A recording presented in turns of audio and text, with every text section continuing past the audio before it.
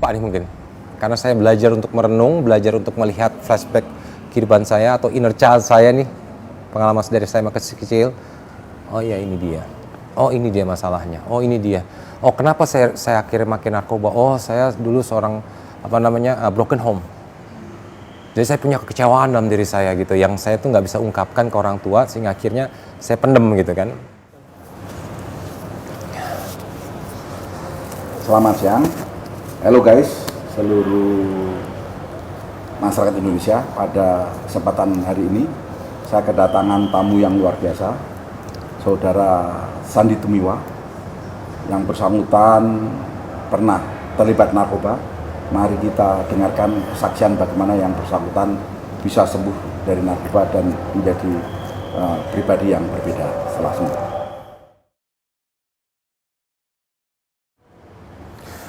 Iya, saya mengenal narkoba itu dari tahun 97 ya, zaman saya SMA. Biasa nama anak gaul, kita bergaul, terus akhirnya saya pertama kali mencoba yaitu putau ya dulu. Saya pakai putau tahun 97 itu bersama kawan-kawan juga.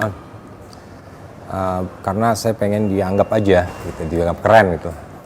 Ini gue pakai putau loh, kayak gue mau eksistensi, saya mau tuh eksistensi ini loh diri saya coba-coba akhirnya. Tapi saya pada waktu itu bersyukur, kenapa? Ya bersyukur dan sedih dan bersyukur sih. Saya punya sahabat namanya Nakia itu meninggal. Dia ternyata banyak banget suntikannya di tangannya. Dan saya dikasih tahu sama keluarganya dia meninggal, dikasih lihat banyak tangannya kesuntikan semua. Dari situ saya berhenti. Tapi saya kan nggak tahu pendidikannya. Saya nggak tahu pengetahuan itu. Akhirnya saya mulai gantilah dengan berarti putau parah nih, saya nggak mau, gue serem gitu kan. Saya sedih banget di situ beneran. Tapi saya pakai sampai bikin bikin band namanya Nakia dulu. Waktu itu sama Irma Darmawangsa. Ada artis ya, Irma Darmawangsa, saya bikin band nyanyi di daerah suatu kafe kan di sana tahun 97 ya, 97-an. Udah setelah itu saya mulai coba yang lain dengan coba yang namanya Inex. Bergaul sama yang lainnya namanya Dugem, tempat Dugem. Karena kan saya nggak tahu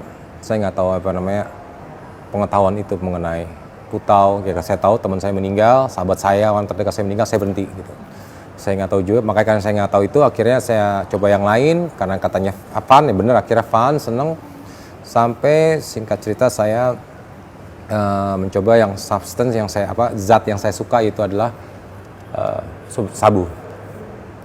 Gitu. Itulah rangkaian saya mengenal.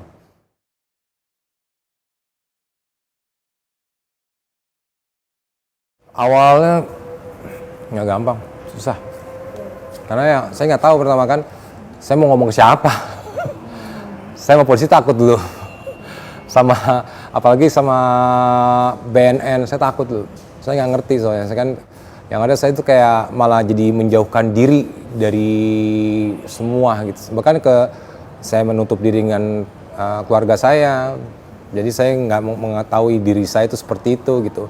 Bahkan saya akhirnya menyangkal diri saya seperti itu gitu. Enggak, gue baik-baik aja kok gitu.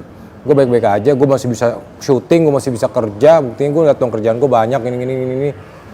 Tapi akhirnya ya udah. Ya saya sih bersyukur ya dengan yang namanya hit the bottom.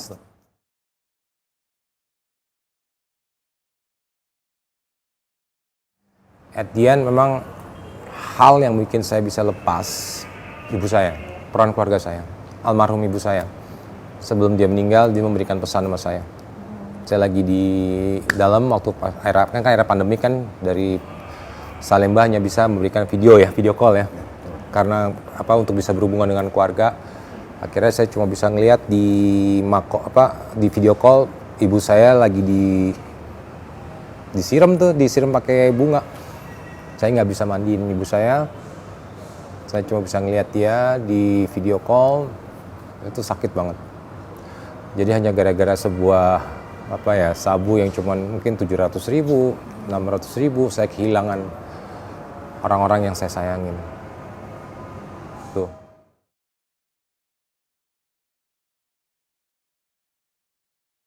Ya akhirnya waktu itu kan saya pas kan berkas saya waktu itu kan di Mahkamah Agung saya mendapatkan 127, saya bersyukur. Akhirnya saya direhab kan, memang akhirnya kan tapi karena lama waktunya akhirnya saya selesai di setahun 5 bulan ya, karena kan lama persidangan ya. Akhirnya waktunya nggak cukup, saya bebas murni ya, sehingga akhirnya saya sendiri memilih. Karena waktu itu juga almarhum ibu saya waktu sempat kan pernah kunjung datang ke tempat saya ditahan dulu kan di Salma, bilang kamu kapan sih direhab gitu. Mama pengen kamu direhab perusahaan gitu. Nah, itu yang selalu terngiang-ngiang saya, amanah mama saya itu minta saya direhab. Terus akhirnya beliau mengamanakan saya, mama tuh nggak pengen apa-apa sama kamu San. Mama cuma pengen kamu tuh jadi anak yang baik. Jadi 2 poin itu gitu. Sehingga akhirnya pas saya keluar dari tahanan, saya langsung meminta untuk ke rehabilitasi. Memang saya waktu itu kan diarahkan sama lawyer saya tidak ke BNN waktu itu ya, ke rehab yang lain gitu. Makanya dari sini pun saya terus ingin mendekatkan diri saya kepada tempat rehabilitasi center kan. Karena apa? Saya ingin terus mendapatkan pengajaran itu. Memang waktu di tempat rehabilitasi mengatakan, pertama-tama kamu harus sadar kalau kamu itu udah berantakan.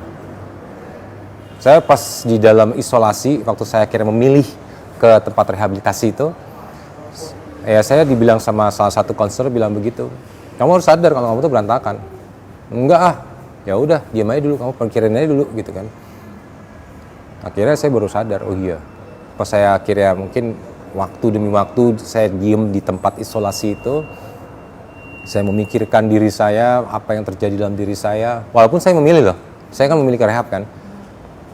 Akhir sampai ke ibu semua, oh iya ya, gue udah hancur banget hidup gue ya. Gue udah kehilangan semua yang gue sayang ibaratnya. Gue sekarang tinggal sendiri gitu kan. Dan gue sadarin, iya gue salah.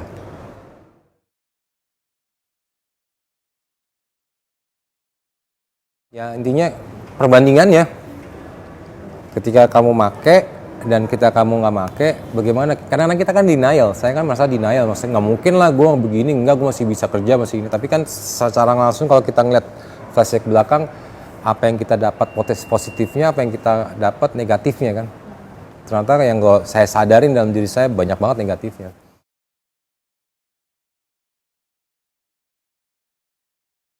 Iya maksudnya kayak flashback. Jadi kan pas saya sadari pas di isolasi itu, memang ada namanya kan isolasi mandiri ya. Kita harus diem di tempat, nggak bisa ngapa-ngapain. Kita kan biasanya kan struggle pengen cari barang itu kan. Kalau kita yang namanya udah sogas ya udah parah, gue pengen banget nyari itu barang, gue pengen mau nyabu, gue pengen banget misalnya kalau gue saya sukanya kan itu sabu, saya pengen banget cari gitu. Tapi saya didiemin di situ kan.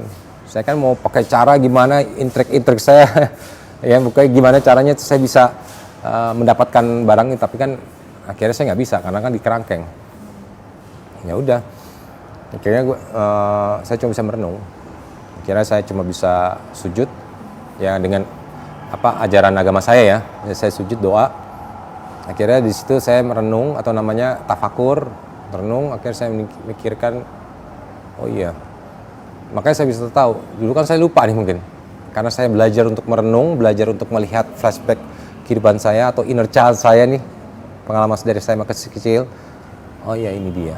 Oh ini dia masalahnya. Oh ini dia. Oh kenapa saya akhirnya makin narkoba? Oh saya dulu seorang broken home. Jadi saya punya kekecewaan dalam diri saya gitu, yang saya tuh nggak bisa ungkapkan ke orang tua, sehingga akhirnya saya pendem gitu kan. Dan akhirnya timbullah kekecewaan itu. Akhirnya ada teman-teman atau lingkungan yang lain yang mensupport saya, yang bisa akhirnya menghilangkan kekecewaan, yang terkesan bisa menghilangkan kekecewaan saya bergaul dengan mereka. Dan ternyata pergaulan itu salah.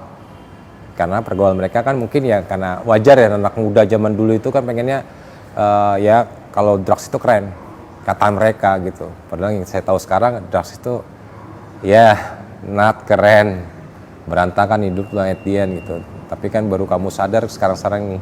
Ya sekarang ini saya udah umur 39 tahun, saya harus ibaratnya harus mulai mupuk lagi, menata lagi nih hidup saya yang udah berantakan kemarin-kemarin. Tapi ya bukan berarti saya tuh down gitu ya, saya harus bangkit gitu. Apalagi kalau misalnya saya ngeliat kan masa depan, ibaratnya umur-umur yang masih 15, masih 14 gitu kan, yang masih punya potensial, masih mereka tuh gila kalau mereka 39, kalau mereka fokus saja dengan umur saya sekarang mungkin mereka udah bisa jadi pejabat ya, udah jadi pengusaha yang sukses, udah bisa jadi apa gitu. Kalau saya ya wajarnya kan saya di posisi ini saya harus bangkit lagi kan, sebagai seorang entertainer, saya sebagai seorang artis ya, saya udah jatuh bangun, tapi akhirnya saya baru sadar banyakan jatuhnya, dan saya baru sadar akhirnya ini gara-gara saya. Kenapa saya memilih drugs itu, kenapa saya milih sabu ini, kenapa saya waktu dulu beli putau, kenapa waktu saya milih Inex, kenapa saya ambil yang namanya semua lah barang-barang yang kalau dibilang haram itu kenapa, karena menghancurkan diri kita itu haram. Jadi benar saya sadar itu kayak gitu.